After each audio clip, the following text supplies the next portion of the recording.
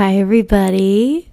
Welcome back to the Living Curiously podcast. Wait, I need to fix this. The great part about this is I'm filming on my camera as well, so YouTube is going to get me and the podcast full views. So if you want to see my beautiful face while I film this, go to my YouTube. I've also never held the mic like this, and I feel like I look like an idiot. Like, you should see me right now. Also, major trigger warning. We're talking about eating disorders, body dysmorphia, all of that.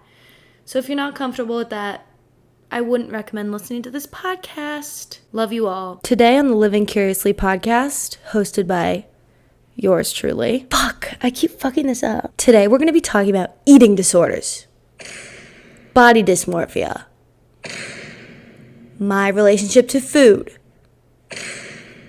and all reasons why I hate myself. So cheers to that. I hope that soundbite was worth it because I thought it was really funny. I have no script for today. So one person commented that they wanted me to talk about this. So now this is what I'm talking about. I'm trying to turn it into something funny. Not like funny because it's not funny.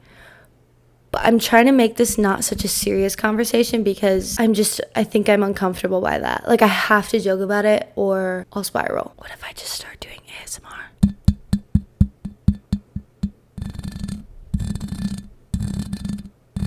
What if this randomly just turned into ASMR after I said I was talking about eating disorders? I upped my medication, so I'm feeling pretty good. Actually, that's a lie. My stomach is really hurting, and I think it's because of this increased dosage, but what can you do? Anyway, I'm going to tell you about my Houston debacle. I've already talked about it on YouTube. I can't look at myself. This is why I don't do visuals for my podcast. Like, I just look like ass. God. I already told my YouTube channel about this. Let's get into my horrible flight day the other day, okay? I'm in Jacksonville Airport. It's lovely. Love it. Great experience. Upgraded myself to first class. I have 2 flights. One from Jacksonville to Houston, Houston to Dallas, okay? Perfect. Love it. Let's get it going. Get on the first flight. It's like 2.5 hours. I slayed in first class, and I only upgraded because it was cheap. I'd never really fly first. Whatever, who cares? I get off my flight. I have about an hour and a half in between flights, so I'm like, okay, perfect. I'll go get a little bite to eat, go get a little glass of wine. It wasn't a little glass of wine. It was like legit this big. Houston knows how to pour. Anyway, had a delicious salmon salad and some wine. Board the flight. I am on the flight, okay? At 7:30 p.m., right on time. I'm sitting on the flight, okay, minding my business. Captain comes on. You might have gotten a text from United that it's going to be delayed 45 minutes. Well, it's actually going to be delayed like way longer than 45 minutes, just so you know. Okay, not much I can do about it. They're like, we are going to give you the option to deplane, period. I'm getting off the plane. It's hot. I'm uncomfortable. There's too many people around me. I get off the plane. I'm sitting on the airport ground. I don't want to hear about it. I couldn't find a seat near the gate, and this guy comes out of nowhere, probably my age, maybe older, starts yelling at all the people just trying to do their jobs because he wasn't on the flight. For some reason, like, he wasn't there on time, so they gave away his flight. It was simple, and it wasn't to him. So they put him on another flight. A later flight, so he's all pissed because he's gonna get in at like 11 to Dallas. I'm like, whatever. Okay, he wanted to get on our flight because we got in at 9. Wrong. We don't board again till 9:30. Fine, whatever, just get me home. We get back on the plane. I'm texting my roommate. I'm like, how's the weather in Dallas? Like, is it bad? Is there gonna be, really big major storms? Is the plane gonna go down? I basically want to know. She's like, no, it's not that bad. It rained earlier, but now it's fine. Okay, cool. Sitting on the plane, captain's like, all right, ladies, get strapped in. We're wheels up. And I was like, okay, period. Then he comes back on. Hey, the flight's canceled. Sorry? The flight that I'm sitting on that's 2 hours delayed is canceled? Okay. Right, okay. Get off the plane. Go to the agent at the desk. I'm like, hey, girl, I've never been in Houston before in my life. Where do I go? What do I do? She's like, there's a hotel here, rebook a flight for tomorrow, get in the hotel, come back tomorrow. I'm like, okay. So I go and pay $300 for a Marriott hotel room. I mean, this isn't the Chateau de whatever. It's the Marriott in the basement of an airport. Whatever. I'm not complaining. The hotel lady hooked me up, gave me a really nice room, but I was pissed. Couldn't find the hotel for probably an hour, so I'm wandering around the airport. No one's telling me how to get there. You had to take a subway to the airport because the airport's legit oh my god. Finally get to the hotel, buy my hotel room, whatever. The lady's so nice. She gives me access to the lounge that I'm never gonna use. Then I go to find my room, can't find my room for another 20 minutes. I'm on the phone with my mom trying not to have a mental breakdown. Couldn't find my room, finally get to my room. Long story short, I ended up leaving at 1 the next day. My flight was delayed another 45 minutes. So I just got back to Dallas yesterday. I was supposed to get back Monday. It's now Wednesday. So that was a long-winded story of basically saying, fuck that. Houston, thanks for housing me for the night, but I never want to go back. Should we get into the podcast? I feel like we should. That was really unnecessary length of time that it took me to tell that story, but I really needed to tell someone. Again, I think I've told it probably 17 times, but it just gets better every time. I feel like I add a new detail every time to make it more interesting. Anyway, let's get into my eating disorder. If you're coming here for a sob story, you're not going to get it here. Oh my God, did you see my foot? Sorry, I'm resting it on you. I'm going to joke about it because that's how I cope, all right? Let's start at the beginning. I've touched on this lightly in another YouTube video. I don't remember which one it was, but I'm going to go into detail. Not every detail though, because I want to keep some things to myself. Woo! Therapy time. I need to go to an actual therapist for real. I don't want to. So here we are. All started in COVID. Yeah.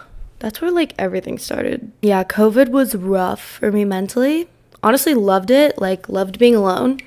However, the parts where I just sat and did nothing. I was also going through a breakup. Illinois and Chicago was you bitches are not leaving the house. You are locked in. We wiped down every package with sanitary wipes. Literally, it was the craziest shit ever. Understandable. I mean, we were going through a pandemic. However, looking back, I was talking to my uncle in Arizona. He was like, we never did that. And I was like, okay, well, I didn't see my friends for probably 4 months. The only people I was with were my family while also going through a breakup. So all you do is just sit there and think about how much your life sucks, which is what I was doing pretty much. If this wasn't focused on my face this whole time, during COVID, I wasn't sleeping because I wasn't doing anything during the day. I was literally just sitting in my room all day, every day. So I wasn't tired, so I didn't sleep. And then I was being bitchy to everybody because I wasn't sleeping. So my mom was like, you need to start working out solely to get tired, because I actually wasn't moved. She wasn't calling me fat. I was actually very skinny at the time. Naturally, not like I am now. Probably I was very skinny. I don't know. I didn't mean to. Whatever. But she was like, you just need to go for a walk or something during the day, or else you're not going to sleep and you're going to be rude to everyone. And I was like, okay, fine, whatever. So then I started walking. I started running. And I was like, you know what I should do? Lose weight. What? Why? So I start running every day and walking. And I'm running I wasn't running crazy. Actually, yeah, I was. I was running 7 miles every day. I'd run for 2 hours for fun, because there was actually nothing else to do. Restaurants were closed. You weren't going out to a restaurant. The only time I was out of my house was when I was going on a run. Couldn't even be outside with anyone. So if I wanted to go on a walk, I had to be at least 5 feet, actually 6 feet. I had to be 6 feet away from them. So I was I don't want to hang out with my friend 6 feet away from them. So I didn't see anyone. I just ran and walked by myself. Then I was I should really just not eat. Period. Didn't eat. Ran a lot. Didn't eat. Perfect combo. I'm just kidding. It was a really bad combo. I'm just telling you what I was going through, okay? So then I start losing weight that I did not need to lose, all right? I was very skinny to begin with. Then I lost even more weight. I don't know why. Actually, whatever. I need to stop saying that. This goes on for 3 months. And this whole time I'm I'm just being super healthy. I was eating avocado toast and that was it. Oh my God, my stomach really hurts, guys. I might vomit on the pod. This goes on for like 4 months, and then I finally get to see my friends. So we start going to each other's houses, sitting outside, going to the pool, because by now it's summer of 2020. So we're like going to the beach, going to pools, doing the thing.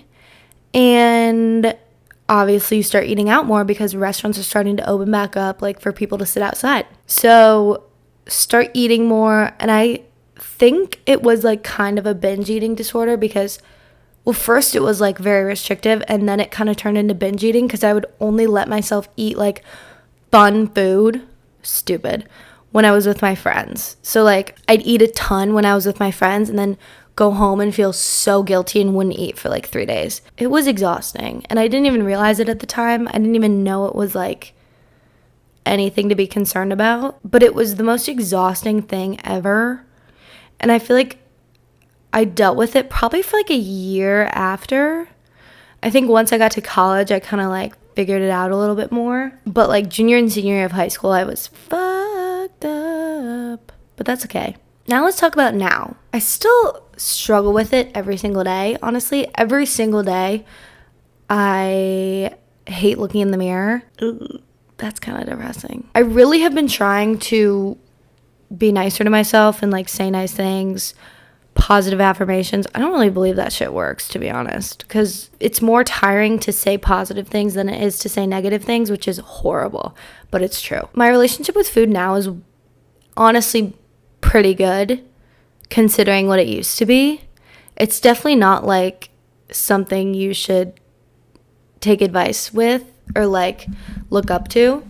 Lord knows I could still use some help. I let myself eat food now, so that's good. I also eat like a normal human being and not like a bird, and I don't work out every day.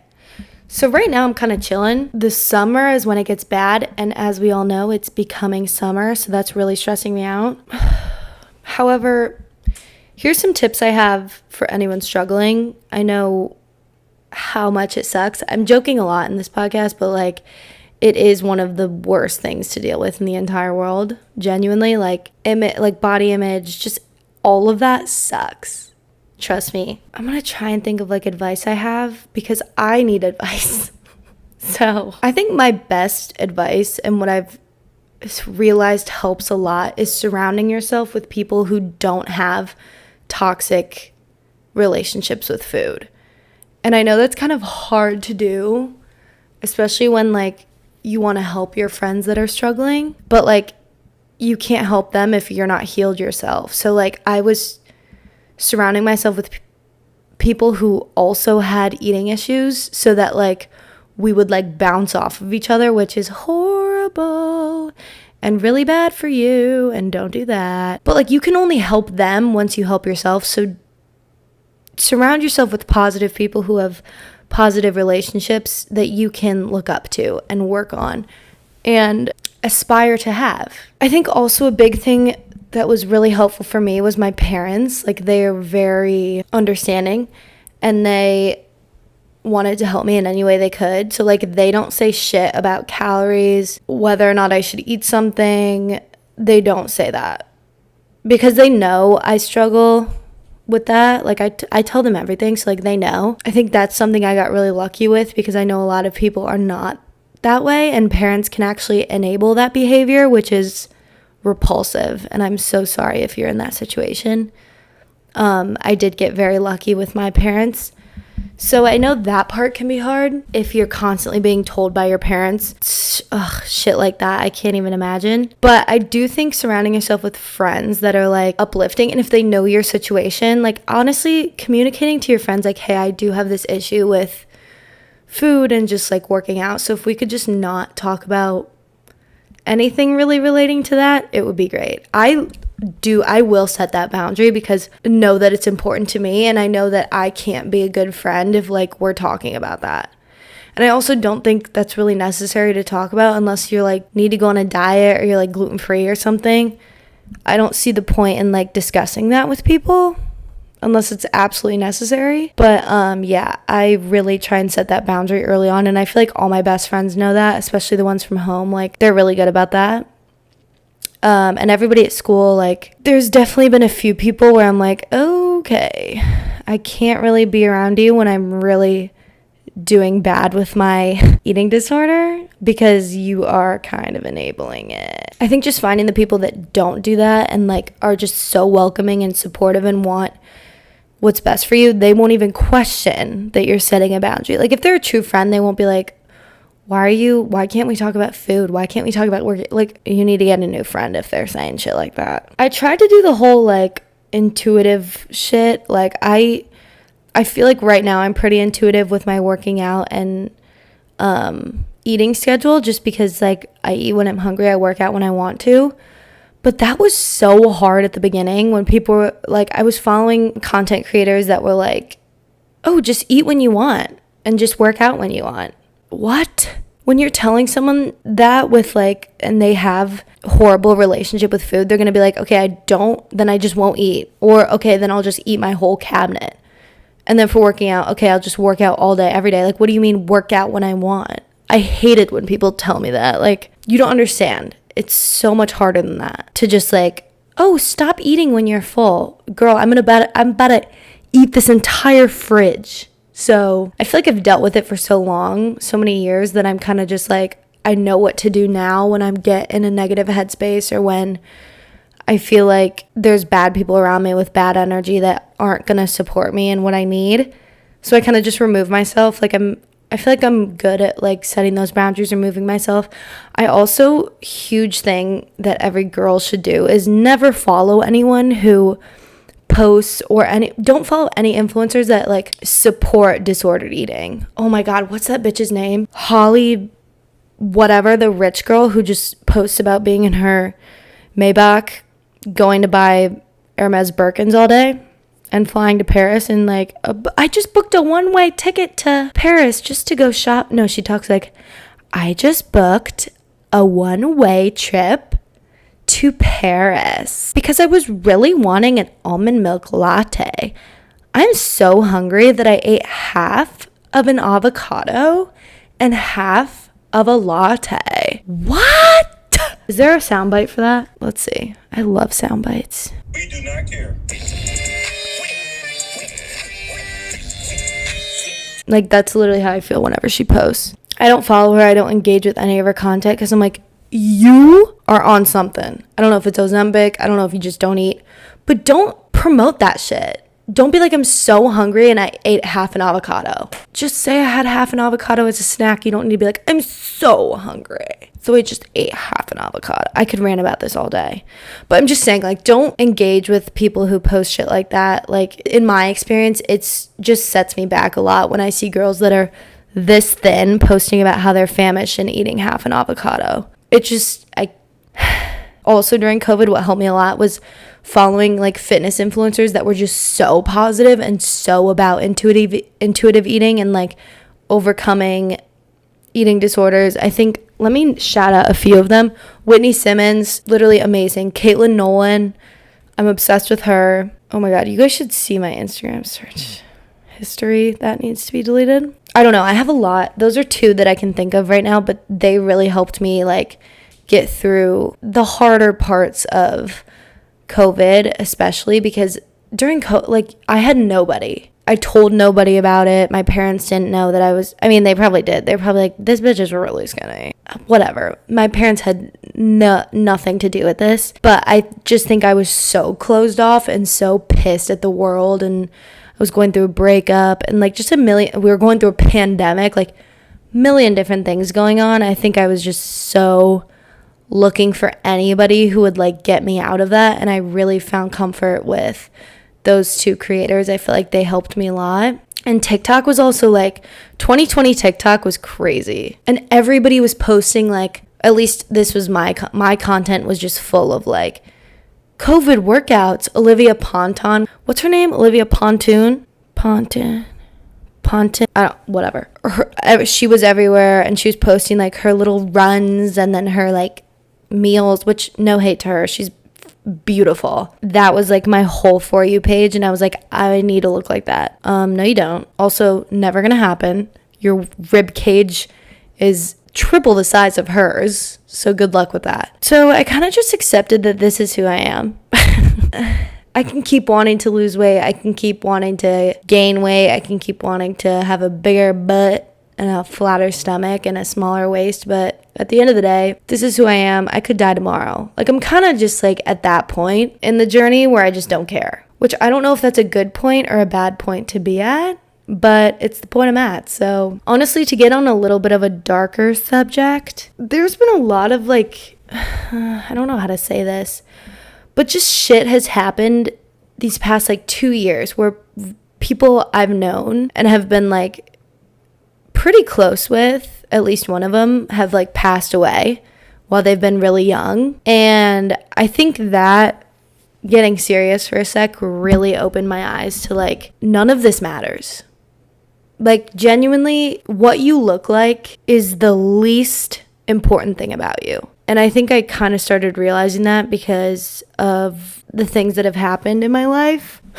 So I'm kind of just at the point where I just don't care because of that. And it's a dark hole you can go down, but I'm just saying, like, who gives a fuck what you look like, to be honest? Yeah, it's fun to dress up, it's fun to look pretty, it's fun to do makeup, it's fun to feel confident in an outfit, but at the end of the day, there's so many more important things about you that have nothing to do with your appearance. So I think that's kind of where I'm at, and that's kind of what I'm trying to learn and teach myself right now, is that it's okay to be okay with who you are. And it's okay to not want to change every single thing about yourself, which is like such a foreign concept to me. Like, I'm so used to like looking in the mirror and being like, I want that changed, I want that changed, I think at this point I'm just trying to be like, you know what? I'm okay with how I look. And yeah, that's kind of where I'm at with that. It's hard to do, but I don't know. I don't know how to do it, but I'm trying. I think that's all I got. I like don't even know what I just talked about. Those 30 minutes just flew by. But I love you all. And if you're struggling with anything related to eating disorder or any disordered eating, any body dysmorphia, I'm so sorry, and I'm here for you. DM me if you need me. I love you. I hope this helped a little bit, just to realize like you're not alone. I feel like I say this at the end of every episode, but it always gets deep because I wouldn't be here without y'all. I want you guys to know I'm here for you, and fuck eating disorders. We will get through it. And we are stronger than them, and we are more than them. What matters is on the inside. Most cliche saying in the book, but it's true. I love you all. Happy Wednesday if you're watching this on launch day, and I'll see you next week. Woo! Don't forget to live curiously. I love you so much. If you like watching this on YouTube, please let me know. Or if you just like the audio, I'd love to know. Okay? Love you. Bye. Peace out.